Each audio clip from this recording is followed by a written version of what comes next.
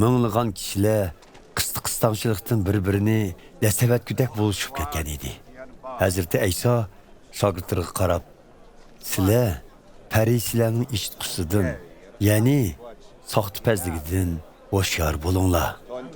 Çavusi çitqi yeyilmaydigan, hech qandaq yoshirin ish, oshkorlanmaydigan, hech qandaq maxfiyatlik yo'qdir. Demak, sening maxfiy qilgan so'zlaringlar ochiq oshkora anglandi.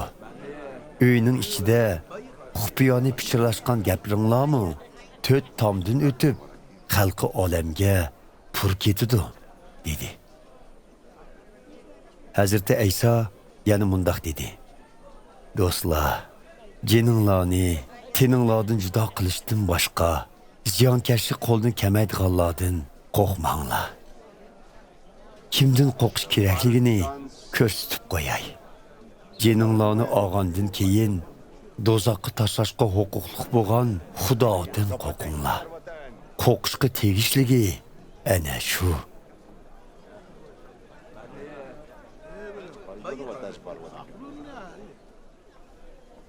Besh qushqochni 2 tangiga setib olg'ili bo'lsa-mu, lekin ularning birini-mu Xudo unutib qolgani yo'q. Hatto sizlarning har bir tal chechinglarning-mu hisobi bor. Shundoq ekan, qo'rqmanglar. Chunki sizlar Xudo uchun nurg'ulg'an qushqochdan-mu qimmatlikda. Ko'ngil qo'yib anglanglar, dedi Hazreti Ayso gapini davomlashtirib. Hozir ko'pchilik oldida meni e'tirof qilganlarni, keyin inson o'g'limi Xudoning farishlari oldida e'tirof qiladi. Biroq ko'pchilik oldida meni rad qilganlar Xudoning farishlari oldida-mu rad qilindi. Inson o'g'liga qarshi so'z qilganlar kechirimga erishalaydi. Biroq muqaddas ruhga kufrlik qilganlar kechirimga erishalmaydi.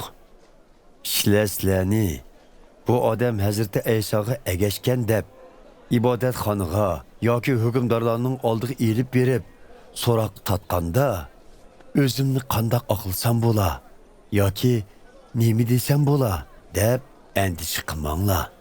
Chunki nima deyishinglarni muqaddas ruh shu vaqtda sizlarga o'rgatadi.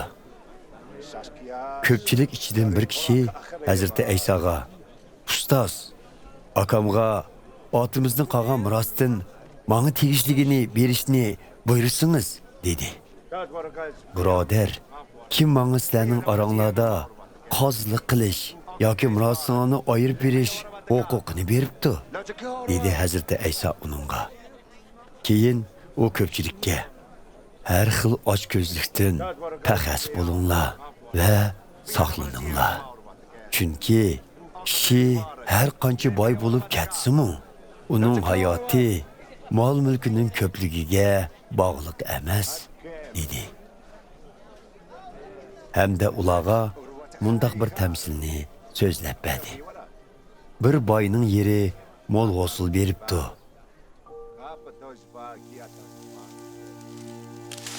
U ko'nglida bunchavala hosilni qo'ydigan yerim yo'q. Qanday qilishim kerak?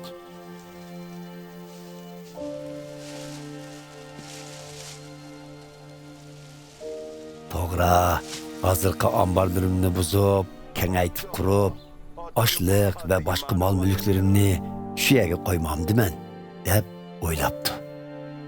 U yana o'z-o'ziga, voy, sen nima degan baxtlik odam? Ko'p yil yetgudak mol-mulkim bor. Yeb-ichib, turmushni xushal-xuram, rohat o'tkazmamsa, debdi. Lekin Xudo uningga, "Ey ahmoq, bugun kechila omonatni topshirsan. Undaqda to'plagan barliq boylig'ing endi kimga qala?" debdi. Hazrati Ayso yakunlab mundaq dedi.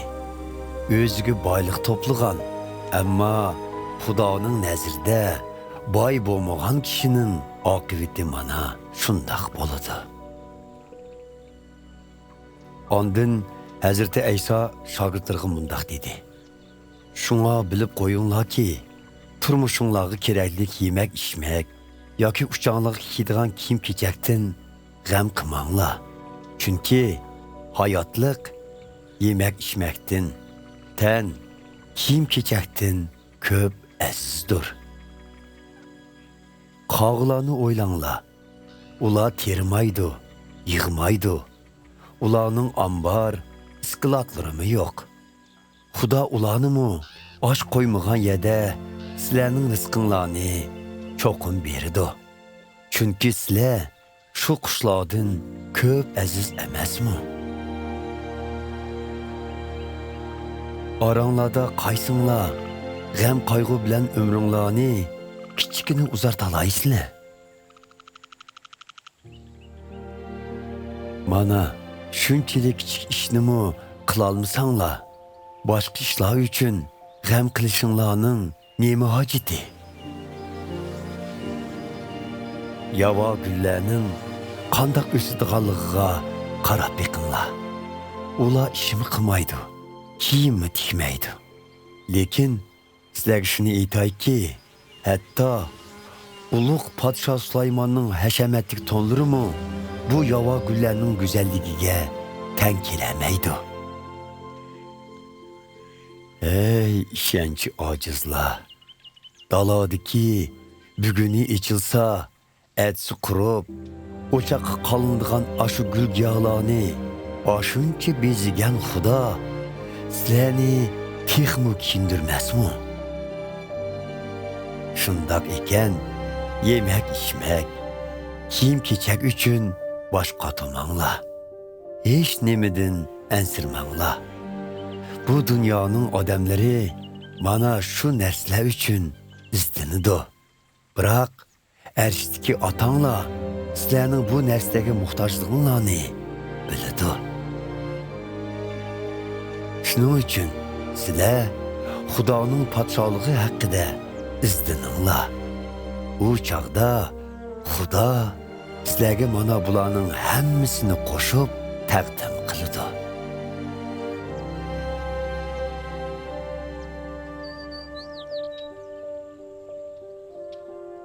Qo'zlarim, qo'rqmanglar. Sizlar oz va ojiz bo'lsanglarmi, otanglar o'z podshohligidan sizlarning bahramand bo'lishinglarni loyiq ko'rdi. Mol mulkinglarni setib, kambag'allarga sadaqa beringlar. O'zinglarga ufurmaydigan hamyon hozirlanglar. Shunda qilsanglar, o'g'ri olmaydigan, kuy yemaydigan joy arishda g'azini to'plagan bo'lasizlar.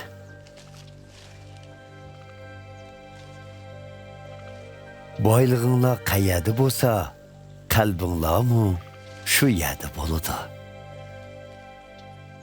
Xuddi belini ching bog'lab, chiroqlarini yondirib, xo'jayinning to'y ziyofatidan qaytib kelishni kutib turgan chaqaloqdek har doim tayyor turinglar. Xo'jayin kelib ishni qoqqanda, chaqarlar darhol chiqib ishni ichishi kerak. Xo'jayin qaytib kelganda, chaqarlarning o'yg'oq va tayyor turganligini ko'rsa, bu chaqarlarning baxtidir. Bilib qo'yinglarki, buni ko'rgan xo'jayin chaqarlarning xizmatida bo'lib, ularni dasturxonga o'tog'izib, shaxsan o'zi kutib oladi. Hatto xo'jayin yerim kechida yoki saharda kelsin, u chaqarlarning o'yg'oqligini ko'rsa, bu chaqarlarning baxtidir.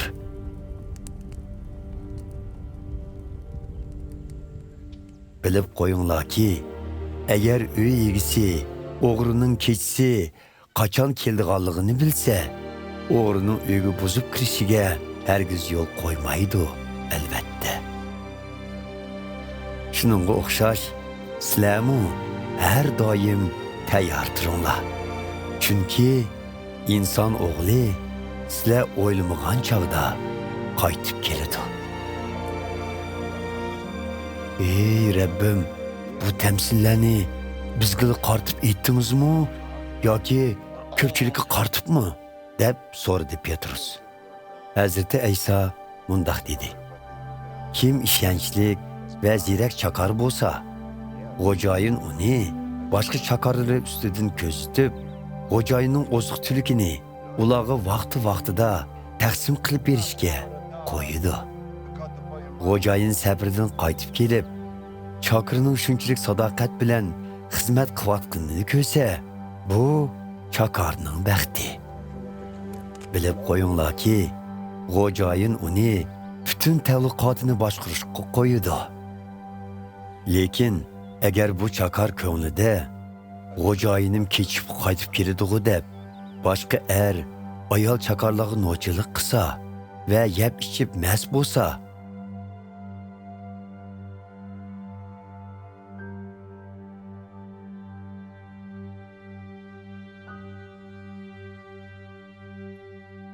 xo'jayin kutilmagan bir kuni o'ylamagan bir vaqtda qaytib kelib, uni urib, shol o'lik qilib, e'tiqodsizlar bilan o'xshash taqdirga duchor qiladi.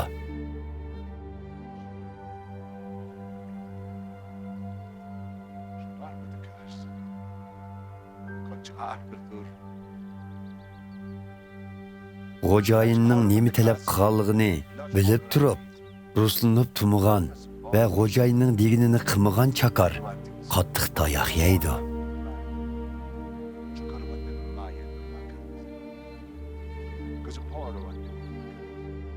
Biroq xo'jayinning talabini bilmay turib, tayoq yeyishga tegishli ishni qilgan chaqar yenigirak tayoq yeydi. Xudo kimga ko'p bersa, uningdan ko'p kutadi. Chunki kimga ko'p omonat qo'yilgan bo'lsa, uningdan talab qilindig'inimi ko'p bo'ladi. Men dunyoga o't yiqishga keldim.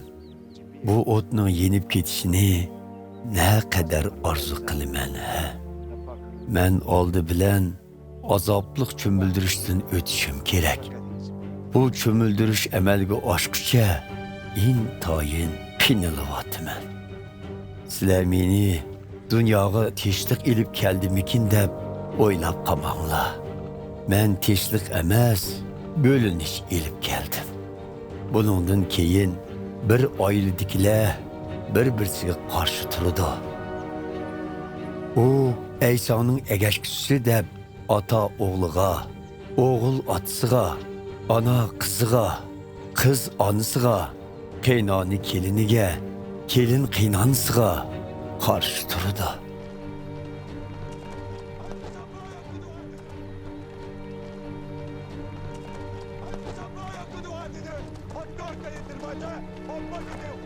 Hazreti İsa ko'pchilikka yana mundaq dedi. Sizlar kun petish tarafda bulut ko'rinsa, yomg'ir yog'adi deysizlar. Janub tarafdan shamol chiqsa, havo isiydi deysizlar. Darvaqa shundoq bo'ladi. Ey soxtipazlar, sizlar osmon zaminning rangini tushuntiralaysizlar-yu, hozirning nima vaqt ekanligini tushuntirolmamsizlar. Nimening to'g'ri ekanligiga sizlar o'zinglar nemishqa hukm qilib boqmaysizlar. Agar biri ustinglardan arz qilib, sizlarni sudga elib bormoqchi bo'lsa, imkoniyatning boricha oldin ola uning bilan yorishib olinglar. Bo'lmasa, u sizlarni sotchi bo'lsa, qarovulga topshirib, zindonga soltib etadi. Bilib qo'yinglarki, sizlarga qo'yilgan jarimonining bir tinini qo'ymay to'limiguncha zindondan chiqolmaysizlar.